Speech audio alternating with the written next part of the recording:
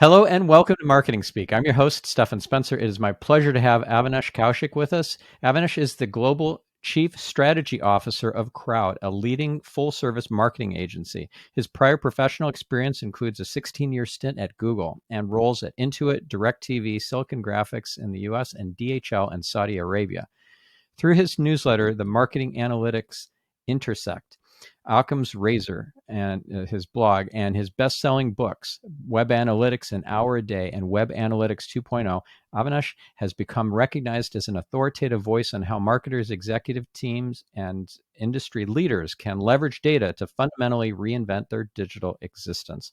Among the awards Avinash has received include the Statistical Advocate of the Year from American Statistical Association, Most Influential Industry Contributor from the Web Analytics Association, and Founders Award from Google. Avinash, it's so great to have you on the show. No, thank you. I'm very excited. So let's first talk about analytics and how you got into that as a specialty. What sort of pivotal events or chance occurrences, synchronicities happened that brought you into the analytics world? Great question. So I'm a mechanical engineer. Did my bachelor's in India, and I came to the US to do an MBA as a poor, hungry student, literally. So in my second year at MBA school, I got an assistantship with the Office of Career Services. And the job they gave me is they said, you have to organize all the students' data into a database and help us understand, their career paths.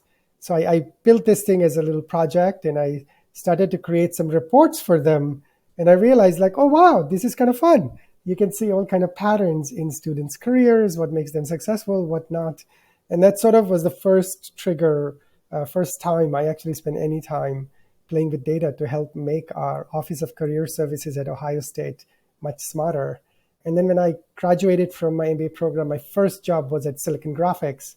And literally it was to figure out how to help their marketing teams make better decisions. And the first tool I built was called MYOB, Mine Your Own Business, MINE. And it was just a web-based front end on top of a Sybase database that would allow anybody to run queries versus using client. Because at that time, people were still using business objects and these heavy software clients you had to install. Instead, we did everything using the web. And it just started the ball rolling to the extent that from there to DirecTV, to Intuit, to Google, I've sort of always been in a space where I tell my mom that she doesn't understand everything I do, but I say I help people make better decisions. I've been on that journey since that little assistantship at the Office of Career Services at Ohio State University. That's awesome. And pattern recognition is really important. It sounds like you're very good at that. But even more important is pattern utilization.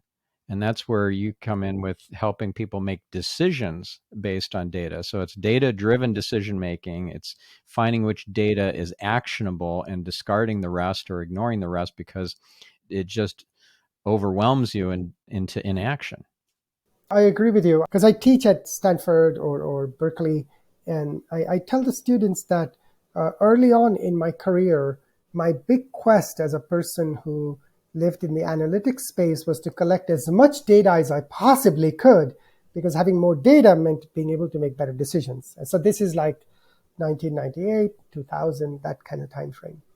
But very quickly with the web arriving and then my career sort of shifting more centrally towards digital analytics starting 2003 or so, I learned very quickly that what helped you make better decisions is knowing what data to ignore, because we had so much data and just flowing through every corner that was possible. I think over the last decade, this has only morphed with, if you and I worked on a digital business or a multi-channel business, we would easily use 25 tools, easily. And we've got access to every kind of data. So it is more about figuring out what is essential, what the purpose is, what the KPIs are, and how much you should ignore so you're not in the business of data puking and you're in the business of making wiser decisions like analysis. You're absolutely right. These days, I spend most of my time trying to figure out what to delete so that we can focus on what's essential rather than saying, let's collect more and more data. And yet I think that many people still are like, I would like Google Analytics, and I would like BigQuery, and I would like SimilarWeb, and I would like SEO Mars, and I would like all this stuff. And suddenly you're overwhelmed into inaction because you can't see the forest because of the trees. Reminds me of a book called Essentialism. Have you read that book? Ah, yes, yes, yes. I believe in it. I do. It's also like a life philosophy dimension to it. Yeah. How have you applied that book and its precepts in your life personally? You have to make much more deliberate choices, I'll say, on the life side. So over time, with the blog and the book, then my time at Google and doing keynotes and writing a newsletter that goes out to 50,000 people, I always say, like, I have 3 jobs. It's very important for me to figure out how to still make time for my family, how to actually be there for my children, how to be there for my wife, so I'm a good partner. As my life has become more complex and busy, I've used the philosophies of the book to figure out what is essential versus nice to have, and be very, very deliberate. Only X number of friends, 0 hours watching TV, except my San Francisco Giants if they're playing. Now in London, so sadly they pay at an odd hour. But basically making very deliberate choices so that I can still be able to do all the things I want to do. I also believe in this peak philosophy. There has to be things that you commit to in a very deep way. That has also been very helpful to me. So those are ways in which I applied. On the other side, in my professional job, one of my big sort of practices is not tell people exactly what to do, but to teach people frameworks about how to think.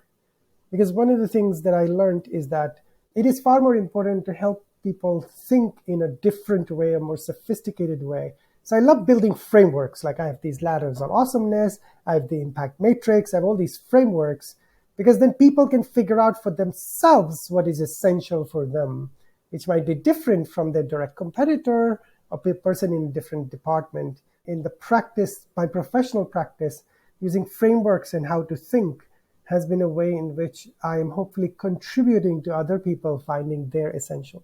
Mm-hmm.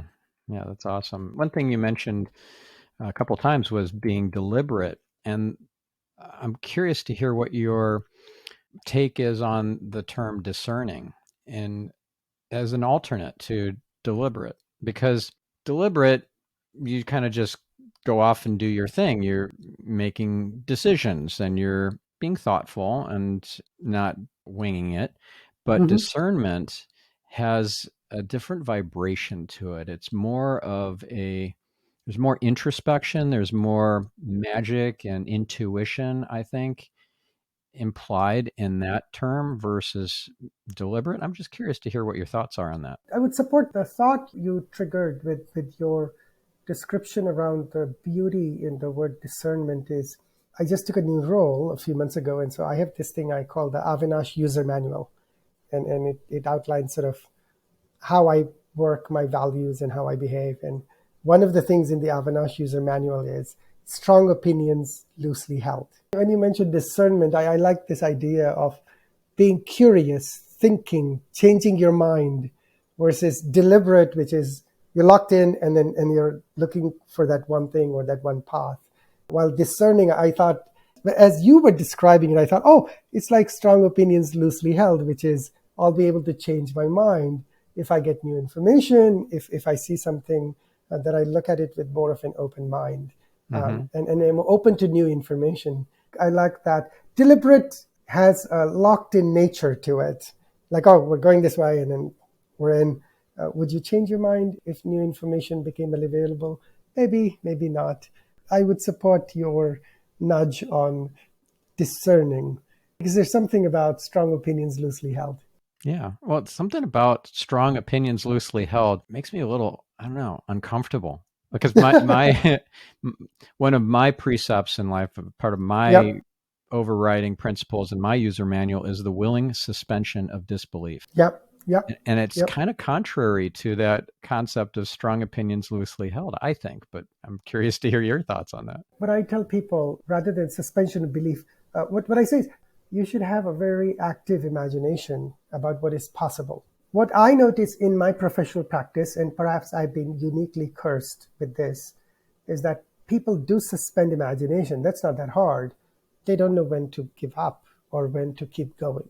And so I think you should imagine things You should imagine crazy things. You should imagine crazy possibilities and have a go at it. Like, for example, one of my big principles is put 50 to 20% of your budget in trying new, insane things, because it is a way to learn new things, try new things, and be open-minded to what is on the horizon that you can't see. What I am picky about, because of the space that I occupy in terms of being an analytics person, is that you should be very open-minded to realizing this is the 30th time you have failed. And at that point, it's time to listen to the data. Now, for some people, it might be the third time, but if you suspend belief and the 99th time you're still failing and 150th time, I don't know that you should suspend your belief all that much. Well, Einstein did say that insanity is doing the same thing over and over again, expecting a different outcome, right? Yes. I would simply say, suspend your belief. In a professional context, I'll apply it.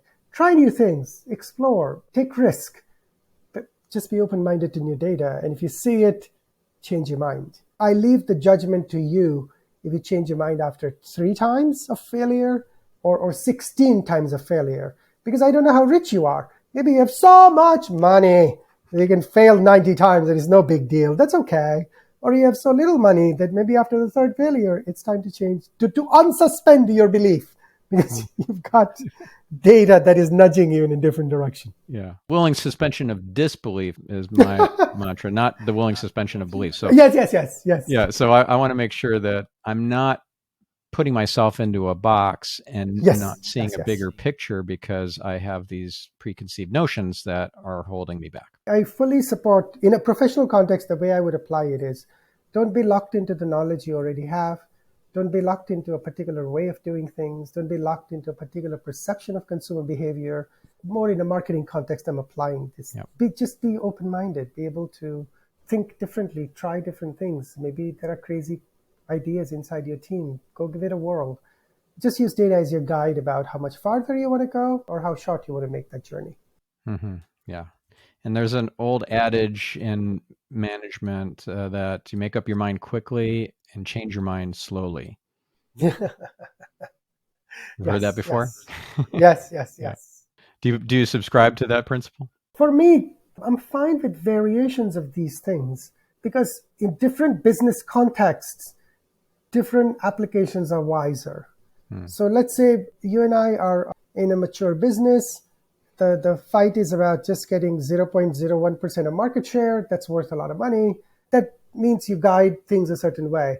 Or you and I are in a startup. We're fighting against big behemoths, and we're trying to just get the first 7% of the market share. I would apply very different principles to that situation. So for me, there's not a universality to it that I would sort of prescribe. I'll just say, actually, it's a really wise thing. Think about the context that you're in and then say, does this make sense in the context I am in? In a lot of contexts, it will make sense. But on occasion, you might be in a context where it's like, this might not make sense. So I would let that guide the choice. Yeah, makes sense. Makes sense. So what's an example of spending 15 to 20% of your budget on insane things? What are you doing that's insane? So many things. It varies a lot. So for a client that I'm working with, it's like a B2B company. And for them to figure out how to use TikTok feels utterly insane to them and a little bit to me. But the reality is, a mass of humanity we want to influence, especially solve their brand problem, also exists on TikTok. And so we're experimenting with a deliberately good sum of money, because you don't want to do $1,000 experiment. For them, it's several $100,000 to commit to make sure that they have a decent enough impact, or you fail. Either way, the signal needs more money. And so we're doing something for them and trying on TikTok. And 3 weeks in, the signs are that we shouldn't give up, which is good. So it takes a while, of course. But 3 weeks in, I was looking for something that would be so crazy that I was like, oh my God, we got to stop. But actually, we haven't seen that, which is promising to me. On the other hand, one of the arguments that I often get into comes from this realization. Like about 6 years, 7 years ago, I started to spend a lot more time on brand marketing and solving brand marketing problem versus performance marketing, which is where sort of I would say I grew up, right? That's where I spend most of my time. Both my books, Obsessed, maybe 80% of the content in both books is about performance marketing, right? But the last 7, 8 years, I've spent purely on brand marketing.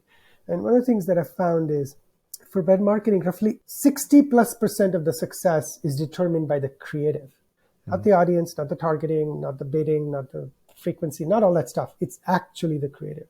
These last few years, a lot of my risk taking or those things is trying completely different strategies to build creative.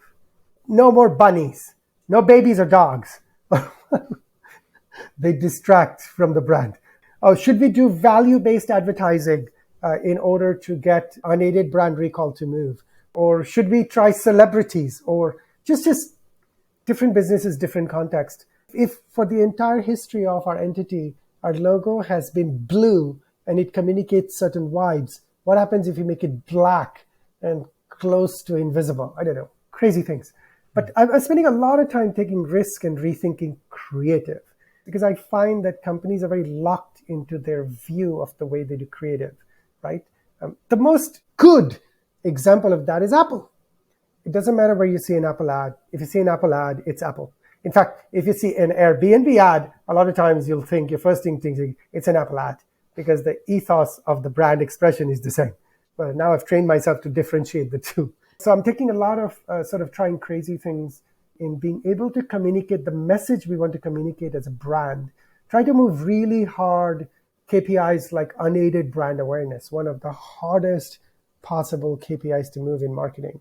And creative plays such an extraordinary role. So it's where I've spent a lot of time because if I can solve that problem, I've solved the contributor of 60+% of the success. Like it's the one thing that has extraordinary importance. So that has been a lot of fun. It's also an area where there are very strong egos and opinions. CMOs are married to their creative. They love their font. They love their color. They love the values and the attributes. Those are strong opinions, strongly held. Well played. Definitely strong opinions, strongly held. I'm like, let's take a risk because if you win, profit is magnificent. It's a sustainable competitive advantage. How do you measure the KPI of unaided brand awareness? So there are many ways to do it. On some channels, you can't measure it. So if you're doing brand advertising on YouTube and you're using the YouTube reports, the BLS reports that come out of YouTube, they can only measure aided brand awareness. So if you want to measure your YouTube unaided brand awareness, you'll have to put something custom in place with like an Ipsos or Kantar or somebody. But usually it's true test and control. And by the way, we do this for TV, radio, YouTube, doesn't really matter. What we normally do is break the audience into test and control groups. And then we, in the test group, will deliver the brand advertising. I will measure the brand lift in both cases for unaided brand awareness. And we'll have a causal relationship back to advertising. And so we'll be able to measure 3 metrics at the end of the campaign. We'll say, what was the percent of lift that we got? What was the number of individuals lifted? And the cost per individual lifted. And it's true test and control, which means it is incremental measurement. Is that expensive to run that kind of test or analysis? Well, it depends on what you think is expensive now. Usually, it's a very tiny percentage of a campaign. The measurement is not very expensive. What is expensive is to make sure either at an agency or in-house, you have access to a researcher who can set up this experiment in a proper, analytically savvy way. Most of these measurement fails because you didn't set up the correct test and control groups. Now, in some cases, let's use a KPI like consideration, which you can measure on Facebook, you can measure on YouTube. YouTube and Facebook are excellent at being able to set up your test and control for you. They'll figure out the audience that is meant to get your ads. They'll hold back the ads from a certain percent of the audience, show it to the rest of the audience, measure through test and control. So if you're using platforms like Facebook and YouTube, they take care of everything. But if you're measuring on some platforms where a KPI is not measurable, or you want to measure between Facebook and YouTube, you'll have to set up custom measurement. And in that case, having access to either an agency or in-house person who understands how to do qualitative measurement will ensure that you set it up well. But in context of your total campaign cost, the measurement cost is very, very tiny. Can you give an example of where the test and the control group were not set up properly?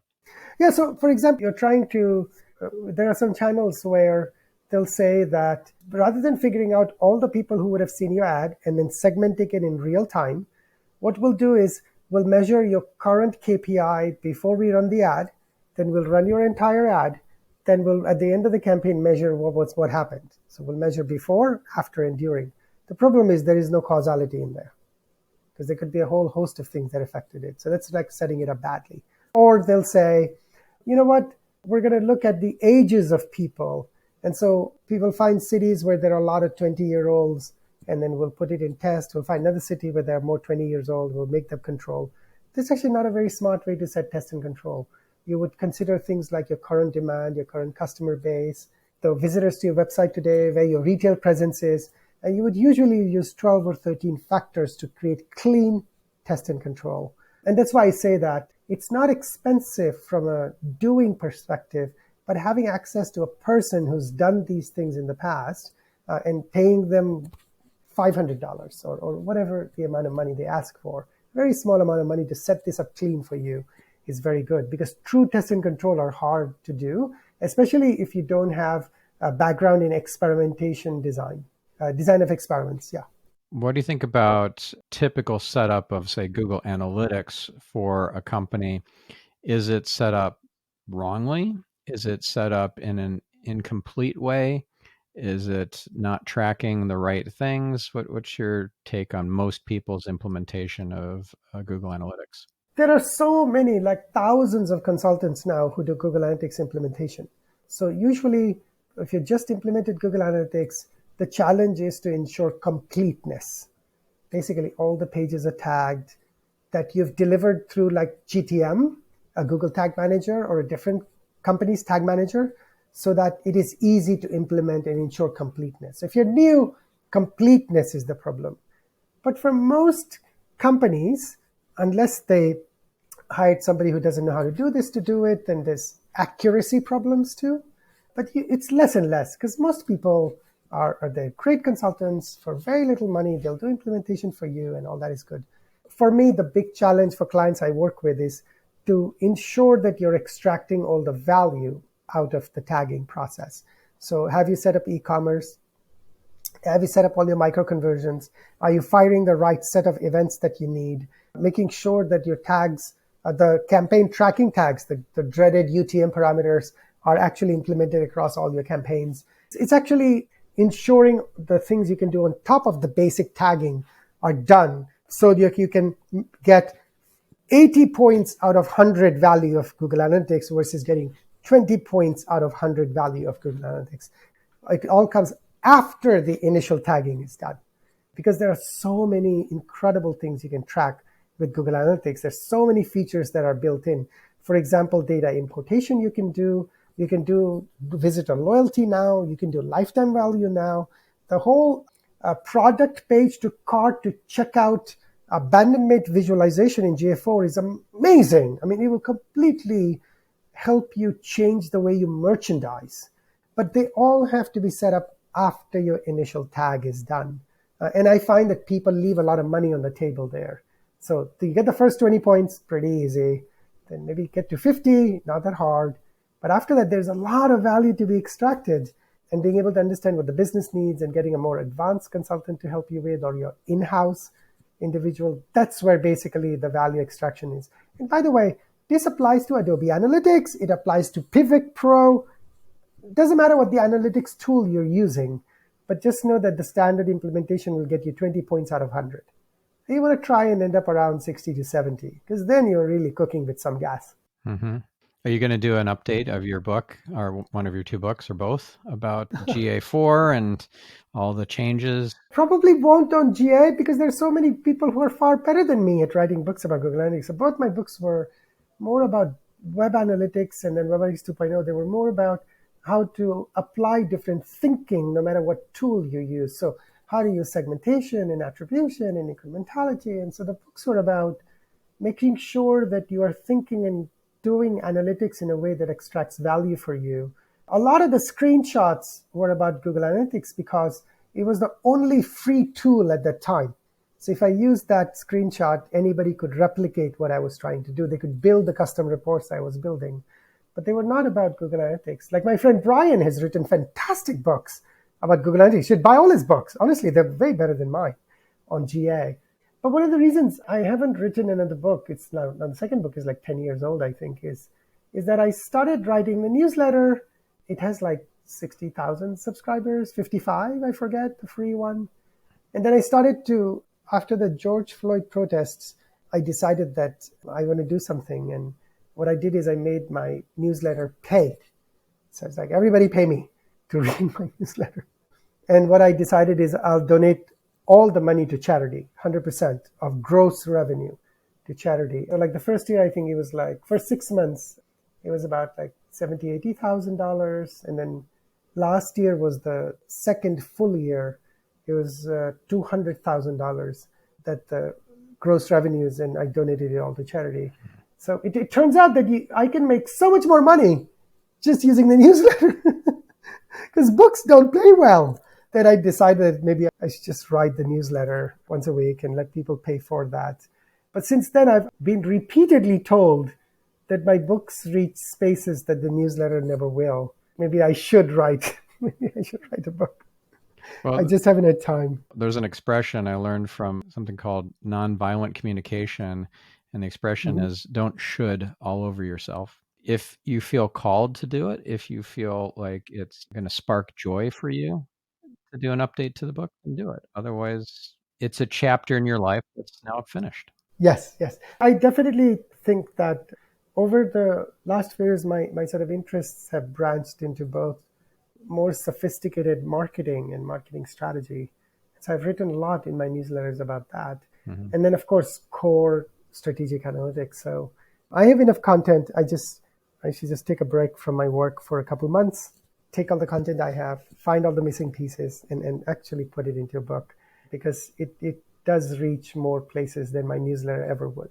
Yeah, that's a great thing that you've done to donate all your proceeds from the newsletter to charity. Have you done kind of a back calculation to figure out, like, if I want to donate, let's say $1 million, and that means I need these many subscribers, I need this kind of price for my newsletter and so forth. So I'm guessing you haven't raised the price of the newsletter since you unveiled this. Maybe it's time. Yeah, I wish I were that smart. But yeah, both of the books have also, I've donated all gross revenue to me, which is 17% of net from Wiley to charity. So between the books and the newsletter is about $1 million donated to charity so far. When I started the newsletter 4 years ago, 4.5, and then the paid one has been 2.5. I just said, everybody charges $10 a month and then $100 a year. And so I was like, okay, that's it. I haven't thought about it since then. The thing about it is I have several companies that subscribe, and they'll say, okay, do you have a group subscription? And if you have advice, I'm happy to take it. I do it randomly. I'm like, how many people do you have? And they'll be like, we have 70 people. I'm like, okay, 30% discounted. I'm making it up. I think I should spend a little more time thinking about how I should do group discounting, because I do it randomly right now. Look at the data, or at least your intuition. I think it's just intuition. I'm very honest with people when they ask for discount. I said, look, all the money is going to charity. 100% of gross revenue. I cover all the costs myself. So take whatever discount you want. It's more money for charity anyway. Yeah, that's cool. So what's your take on Google Analytics 4? I'm very excited about it. I spent time with the GA team several years ago about what should GA4 be, and I haven't been involved since. The team is amazing. They've built an amazing product. I broadly think that it is a much better update. It fixes a lot of challenges that I think were not so great. So, for example, one of the big shifts between GA3 and GA4, I don't know that we ever called it GA3. But anyway, old GA and GA4 is that GA4 is far more demanding of analysis than reporting. So less data puking and more asking you to go in and do analysis, which I'm very fond of. There's an entire section for you to do the analysis, because every business is so different that I've been a very big fan of going and asking your questions versus getting it a bunch of answers and figuring out what questions they answer for you, which is the old model. So I'm very fond of that. The visualizations are amazing. The churn rates, lifetime value, integration to BigQuery, they're all really amazing. And then I know this has been controversial for many people, but I am very fond of getting rid of all the attribution, various attribution things that were in there, because it was never proven that even or distributed or first click or any of these were any good. So I like that you should be on DDI. It's a machine learning based model. It is built custom for you for every single site based on your customers and behavior. That's the way to go. And so I'm glad that that's the choice, because a lot of people, because there were 6 or 7 models, used all of them without necessarily thinking about it. Like I just met somebody who's like, our business runs on first click attribution. And I'm like, do you realize first click attribution is like giving your first girlfriend all the credit for you marrying your wife? It's really that silly. But that's exactly what they're doing, because it is there. They can use it, and they somehow justified that to their business. But that's such a silly thing to do. So I'm glad that they're doing that. Not everything is working. There are still some things the team is going to get out. It'll get there. But as a fan of somebody who advocates for analysis, I'm excited about what's in GA4. So what about Google Tag Manager? You mentioned that earlier, that having Google Tag Manager tied into their implementation of Google Analytics is a good thing. What about those companies that aren't using GTM and only adding their GA tags just by pasting it into, let's say, Yoast SEO plugin for WordPress? In a way, the Yoast plugin is also doing what a GTM does. Is it just takes care of making sure that site is tagged. It's a very simple way to do it. Using something that is a tag manager type solution, whether it's using Google Tag Manager or Yoast or some other plugin or company, is a better way to tag, because you only have to make changes in one place and the rest of your site automatically get tagged. So it's a much smarter way to do it versus doing it manually. Just about the only thing that I recommend not doing is manually individually tag all the pages, because then it becomes a nightmare for you to update. It goes out of sync very quickly. So using any kind of tag manager is a better way to do this, because it will ensure that if you want to make changes, you want to make updates, you want to improve things, that is actually completely possible in a very simple way. You mentioned briefly micro conversions, and I'm curious to hear what would be some examples of micro conversions for business to business and business to consumer. Right, of course. Even if you're an e-commerce website, your conversion is probably 2-3%. In fact, if it's 3%, it's probably way higher than any other site. The number of people who will convert on your site will always be very, very small. But of the rest of the people, is that a completely wasted opportunity? So like when I was writing my first book, the encouragement I was giving people is that the rest of it is not a wasted opportunity. In fact, we should figure out, are there other things of value that people are doing on our website if they're not converting? So email signups, downloads, going and getting our app, writing reviews, all of these things become micro conversions, which is they're adding some value to our business. In some cases, they will help somebody convert later in the future, or that like things like reviews, which are very good because they increase conversion rate of the product overall. So these are some examples of micro conversions.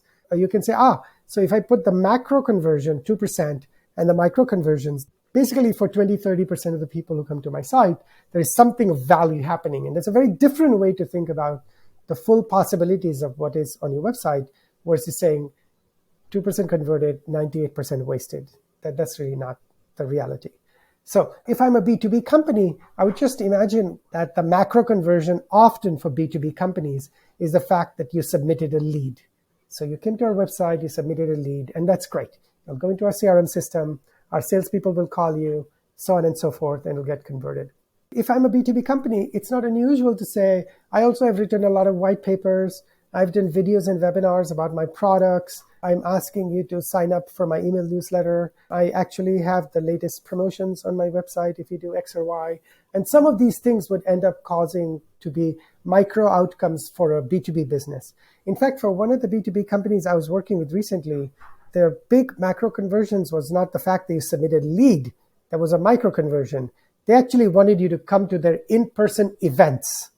And so usually I do event signups as a micro conversion, but in their case, it became a macro conversion. So the things can flip, but it's basically the full collection of things that define success for your website. Identifying them, making sure they're tagged and they're able to track them allows you to be a much more sophisticated digital marketers, because what you'll figure out is, oh, for these micro conversions, Google is really great. Okay, fine. Let's actually spend time doing SEO and PPC, etc. But for these three big micro conversions, it's actually Bing. It's actually Facebook that are far more important. And so now you have a very healthy way to figure out, what should I do with Google? What should I do with Facebook? What should I do with Bing? I'm using a very simple example, but it allows you to have a more informed and robust marketing strategy versus saying, I have 2% macro conversion rate. If somebody's not converted, everything else is a waste of time. So it just makes you a more sophisticated and savvy advertiser. I remember Mike Moran explaining this when he was working at IBM. He would measure white paper downloads, and they did some sort of study to figure out that each white paper download was worth $100 based on, let's say it's an 18-month journey Purchase until cycle. the big consulting gig closed and the new client came on board. So if that was a 7 or 8 figure contract, and then they back calculated what the white paper download was worth, let's say it's $100 for round numbers sake. That would be an example of a micro conversion. And that's a lot easier to track than an 18-month buyer journey. So I'm curious to hear of any case examples that come to mind when I shared that one from Mike. Anything else that might pop in your mind? Yeah. And Mike's fantastic. I've had engagements with him in the past. He's amazing. So there are two concepts. One is tracking that the micro conversion is, and then setting the goal value for the micro conversion. If you do that, you can unlock attribution and many other reports inside tools like Google Analytics or other tools in the marketplace. So how do you figure out the goal value? What's the worth of an email sign up? And so we basically followed the process that Mike did, except that it probably is shorter for e-commerce and other entities and just longer. But you apply basically the same process. You have everybody's email. This way you have at least the email address, and then your CRM system, you probably have the email that you can track the conversion at some point, somebody faster, somebody slower. For me, the most fun one was to take a relatively large e-commerce website and figure out the value of reviews. And the analysis found, and this is a few years ago, so forgive me, this is not exactly precise, but we found that after the 7th review of a product, there was a statistically significant increase in the conversion rate of the product if it had 7 reviews or more. And the most surprising thing was it didn't matter if the reviews were positive or negative. Now, if they were all crap, of course, it impacted it. Usually that rarely happens. You always end up at like 4.0 something. Doesn't matter. The people who just don't like something, a lot of people who like it. So unless the product is just complete garbage, so throw that little outlier out. Actually, after 7 reviews, we found there was a statistically significant increase in the conversion rate of the website. We were able to use that incremental lift and be able to compute the value to the business of every single review. That was super cool. That mindset has been implemented on all kinds of websites. My favorite is Rent a Runway. I think their reviews are the best. I haven't seen the entire internet, so I can't say, but from all the websites that I have seen, I love how Rent a Runway uses reviews because their users are so passionately engaged. They post photos, they post videos. And it's kind of really fun that I'm trying to rent a dress for myself, and I can see 7, 8 different women who have ordered the dress, who are all different sizes, different colors. I can see how it looks on them. And it actually helps me figure out if I should order this dress, because I can't see that much variety and diversity in the standard product shots for the dress. So it's really incredible what you can do once you track the micro conversions of reviews and then figure out a way to engage your audiences. It can have a huge impact on improving conversion rates. So that was one of my fun ones. Yeah, I like it. I wasn't even aware of Rental Runway. Yeah. Well, it's for women's clothing, although they now also have a men's brand.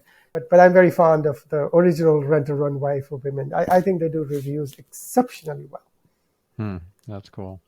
Now, earlier you mentioned frameworks, and you have your awesomeness framework or something like Yeah, that. yeah. You have your impact matrix and so forth. Do you have any frameworks that our listener would really benefit from in regards to AI? Yeah, I just wrote a series of 3 newsletters, and maybe I'll send you a link so you can link to at least one of them. I built sort of, it's 2 frameworks for AI. One of the reasons I titled it AI, Everything, Everywhere, All at Once, in honor of the movie, because, Yeah, it's like, it's a very disturbing, well done, kind of dark movie. But yeah, but with AI, it's like everything is AI. Paintings are AI. Sofa design is AI. I mean, every agency is like AI reports. I'm a little tired of that. In context of businesses, I've created these 2 frameworks. And the first framework is AI as what? So if you're beginning a discussion AI, it's really important to first understand what are we going to use the AI for. The framework simply outlines AI as a tool, AI as a co-pilot, or AI as a muse. At the moment, I've put all use cases in a business context into those 3 categories. And so the newsletter outlines first how to figure out which of those 3 use cases apply to you. So it's very important. Then the second framework is the AI activation framework. So what I've taken is from a business context only, I've taken all possibilities that I humbly can see at the moment, put them into 5 categories, 5 clusters. And then I've rank ordered the current in order of profit you can generate from AI in 5 clusters. So they start with 1, 2, 3, 4, 5. And I said, do this first, then do this, then do this, then do this, then do this. And as you go from 1 to 5, generative AI is 1 and NLP is 5. It means that using generative AI, you can create profit for your company today by delivering better experiences, et cetera, et cetera. And then with NLP, it's the most out, where there's a lot more work needs to happen before everybody can monetize the value that they get from it. I'll send you a link you can include in the show notes if you have them. that's awesome. But Yeah, that might that be sounds really, really good. those 2 frameworks might be helpful when you think about AI so that you're not wasting time. Because I do see lots of companies just get on the hype train, run, spend a bunch of money. In the end, they basically have less money and no AI. Yeah. Well, AI is certainly making a lot of people nervous. They're thinking, oh, with SEO changing, should I even invest in SEO? Is SEO dead?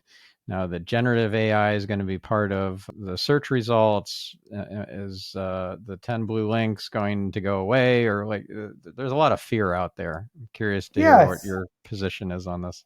it's very important. There is need for SEO. The way we practice it is evolving. That's what I would say. So, for example, one dimension of SEO is being able to understand what the frick do we stand for? What is our purpose? What is our focus? What kind of content category should we be creating? Or technical SEO. Is the site loading fast? Is the URLs good? All the technical bits and bytes. All that remains relevant. What I think is happening that is more productive is SEOs now have an initial helping hand with AI possibilities. So, for example, one of the things we want to do with SEO is write really good content. If there are 10 people selling car insurance, you all go to AI and say, write me articles on car insurance. They'll all be crap. They'll at least be same. Sometimes also be crap on top of being same. So if you're an SEO, you can say, I want to write about car insurance, and you can get initial article ideas from it. So it's AI as a muse, right? Or you can say, oh, write me a 300-word article on a podcast I'm going to publish about analytics. And it'll write you a 300-word article. But you still need the human, the SEO person or someone else at the company to read it and say, is this true? Does this make sense? Is this right? Oh, the last 2 paragraphs are bad. I'm going to rewrite it. But thank you very much for making my life easier by 1 hour. So at the moment, where I think emerging SEO possibilities is that it will find those kind of things. The second thing that I'm also very excited about is there's like a lot of technical SEO data that our company is collecting, Croud, the agency that I work with. And so what we are doing is using AI to collect lots of data to find technical anomalies in the way that we're delivering the user experience to see if we can improve the technical SEO by finding patterns to fix at a very large scale. So working with a very large client, there's enormous amounts of data. Things are not quite as cut and dry. There are patterns we want to monetize. It would take too long for humans, even if we could figure it out.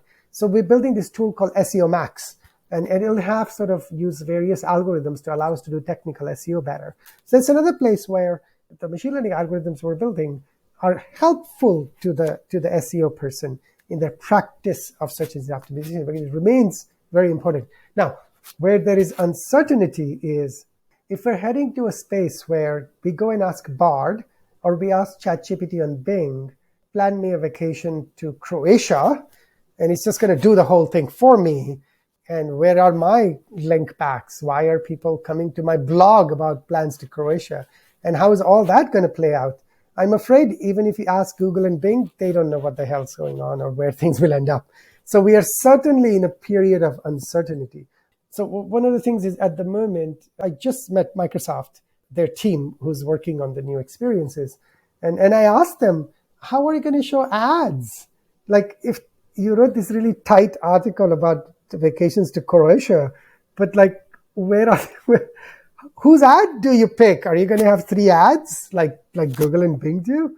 And on it, they basically said, we're doing a bunch of experiments. We're not exactly sure how the SEO links will come out. Actually, yesterday I was playing with one of the experiments on Bing, and I started to notice they put these parentheses at the end of almost every other sentence. It's linking back to the source. So maybe that's the new SEO link strategy. But it's just so new that I am not actually sure from my humble vantage point that even the search engines know exactly how it's going to play out. But the next 6 months will be very interesting.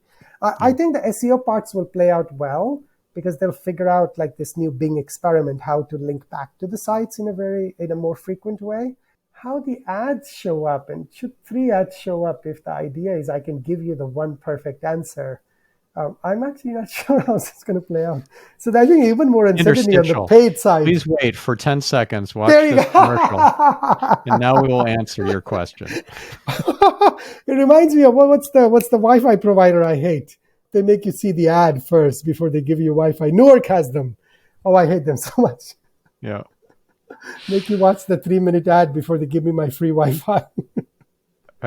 Who knows what's coming? Anyways, yeah, it's too early, I think. Let's hope for the best. Yes, exactly, at the moment. But remember, the art and science of SEO remains important. The SEO professionals have to get very familiar with these emerging technologies because I think that makes their job easier. And as the search engines evolve, we'll figure out what else to do. But I don't think SEO is dead. I think SEO professionals have very profitable careers ahead of them.